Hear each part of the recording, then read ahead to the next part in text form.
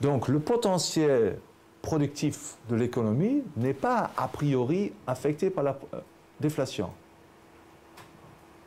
Dans une économie d'endettement, où, mettons, dans ce cas hypothétique, toutes les entreprises sont très fortement endettées, alors la déflation va entraîner une redistribution massive de la propriété.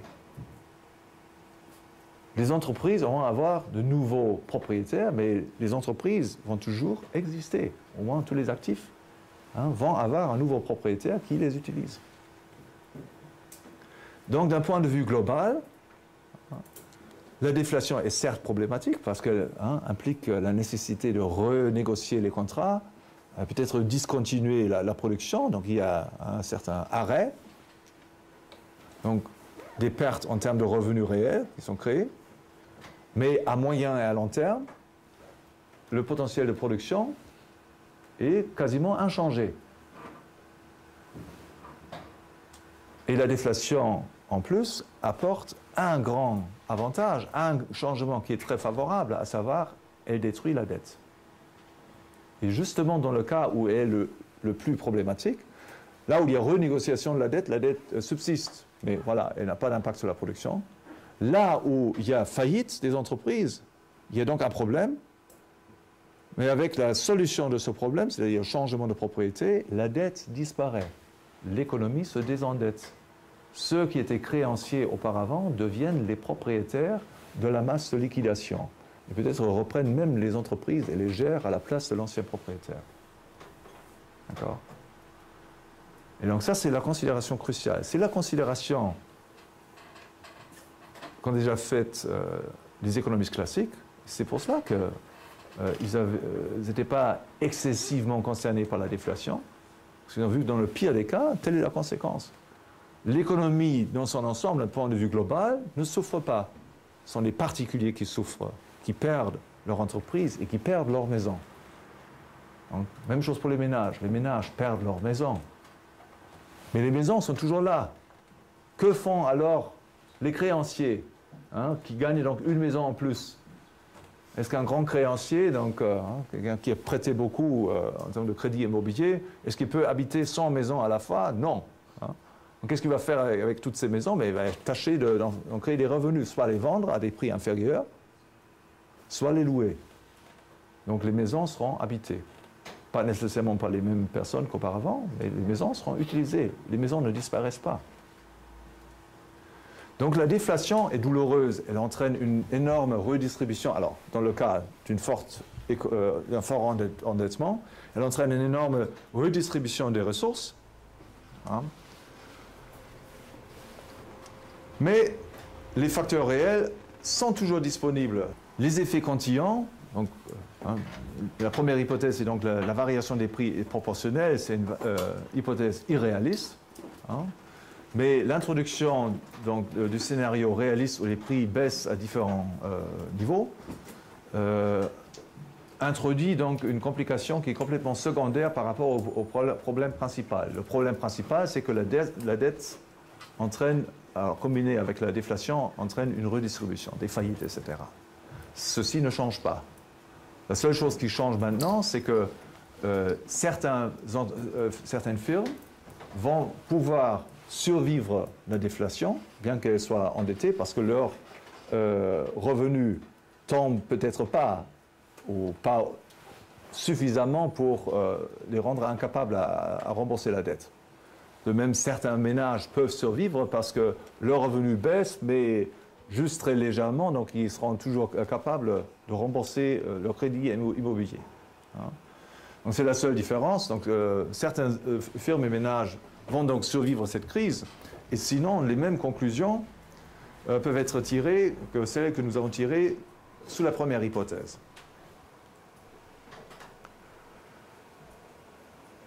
Donc la déflation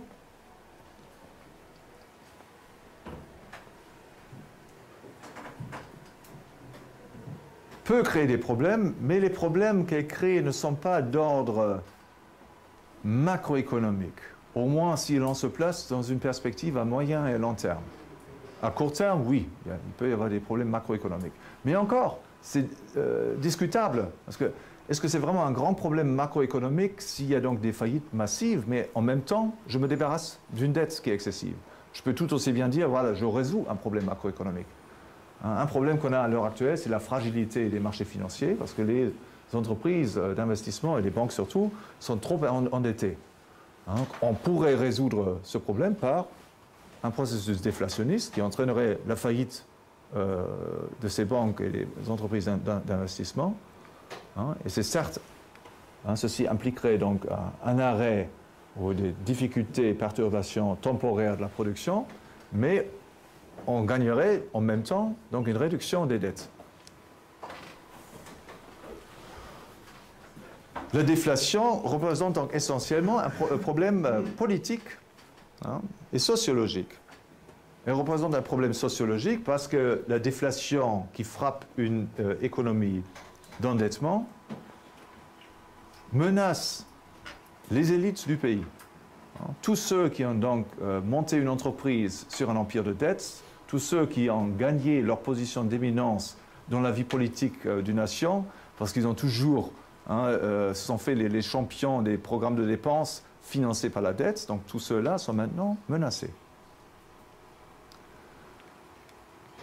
Et ceci explique, mesdames et messieurs, évidemment, la coalition spontanée d'opposition par rapport à la déflation.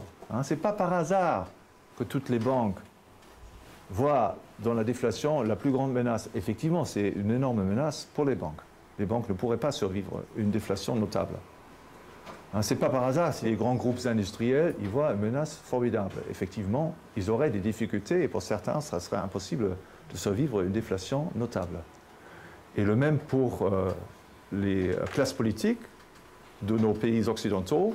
La déflation représente une menace formidable parce que non seulement si la déflation donc, détruit au moins temporairement les banques, il n'y aurait plus de crédit facile immédiatement disponible pour le gouvernement, mais même les impôts baisseraient dans un premier temps.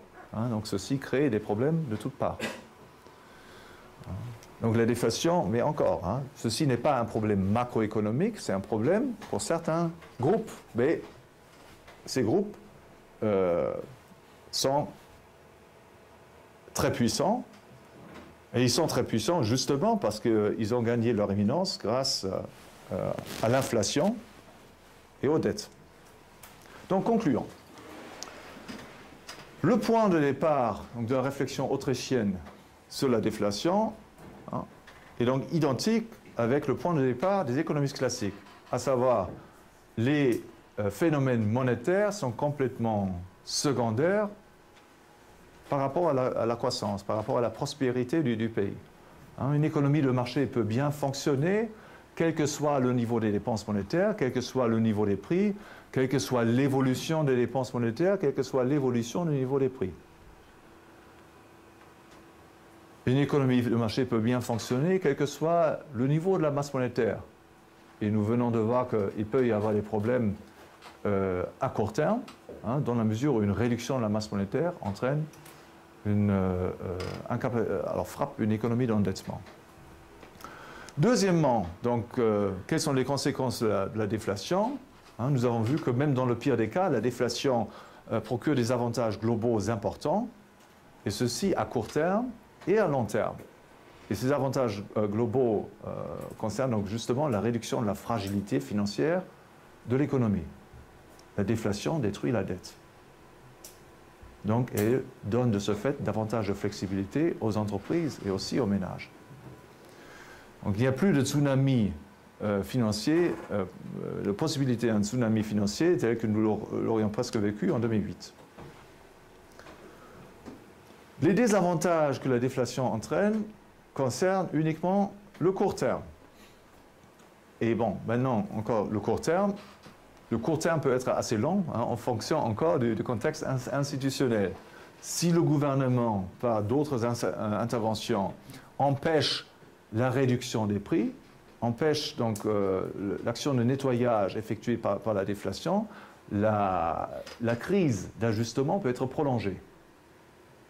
C'est donc une des thèses présentées par Murray Rothbard dans son analyse de la Grande Dépression des années 1930, qui entre-temps a été validée par des chercheurs qui ne venaient pas du tout de l'école autrichienne, mais qui ont jeté un nouveau regard sur ce qui s'est passé dans les années 1930. Mais ils ont vu que voilà, la raison pour laquelle une récession s'est tournée en grande dépression, c'est justement parce que le gouvernement a essayé, par exemple, par les contrôles de prix, d'empêcher la baisse des prix.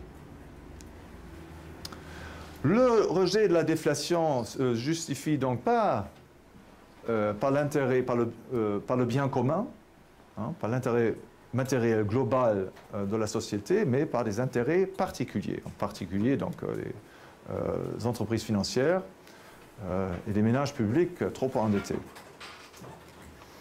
Et il existe une vie après la déflation. Donc l'économie ne disparaît pas dans un gouffre sans fond. Il y a une spirale déflationniste qui mange tout et qui détruit toute la vie économique. Les spirales déflationnistes en particulier ne sont pas des spirales qui mènent à un zéro. Pour une simple raison que ces spirales déflationnistes ne concernent que la monnaie créée par les banques, c'est-à-dire les substituts monétaires. Une banque commerciale peut faire faillite à la suite d'une déflation. Ses revenus baissent, elle ne peut plus honorer ses obligations. Donc elle fait faillite. Si la banque fait faillite, toute la masse monétaire qu'elle a créée disparaît, et ceci donc renforce le mouvement déflationniste. Ceci est possible dans le cas d'une banque commerciale. Ceci n'est pas possible pour les institutions qui créent la monnaie de base. Une banque centrale, ou les banques centrales en général, ne peuvent pas faire faillite. Il est vrai que les banques centrales ont des dettes. Donc ça, encore, d'un point de vue juridique, mesdames et messieurs, ceci est une dette des banques de l'eurosystème. Mais tâchez donc d'utiliser ce titre de dette, cette reconnaissance de dette, pour effectuer un paiement. Un paiement en termes de quoi? Vous allez vous diriger au guichet de la Banque de France et dire, voilà, je veux maintenant être payé. Et la pauvre personne au guichet ne va même pas savoir ce que vous voulez. Donc elle va vous donner 2 billets de 10 ou un autre billet de 20. Donc d'un point de vue juridique, il s'agit d'une dette. D'un point de vue économique, ce n'est pas une dette. Les banques centrales créent de la monnaie. Ceci est le moyen ultime de paiement. Créer un coût qui est quasiment zéro. Donc les banques peuvent, même si on se place, donc voilà, elles ont des obligations, elles peuvent toujours honorer toutes leurs obligations en simplement créant des objets à partir de rien du tout, qui ne leur coûtent rien du tout. Donc la déflation, les spirales déflationnistes ne frappent pas la masse de la monnaie de base. Ne frappent pas la monnaie et la masse monétaire créées par les banques centrales. Et ceci implique donc que la spirale déflationniste a une fin positive. Elle ne détruit pas l'intégralité de la masse monétaire, mais peut-être juste une grosse partie, ou la plus grosse partie de la masse monétaire.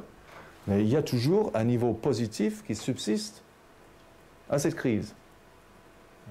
Et ce niveau positif va donc être utilisé pour effectuer des paiements. Parce qu'après tout, on est des êtres humains et non pas des êtres purement spirituels. Donc il faut bien manger, etc. Il y a peu parmi nous qui plantent leurs propres pommes de terre. Donc tous les autres, ils doivent acheter pour survivre la journée. Et ceci implique donc que même dans la déflation la plus terrible, il y a toujours un niveau de dépenses positif qui subsiste.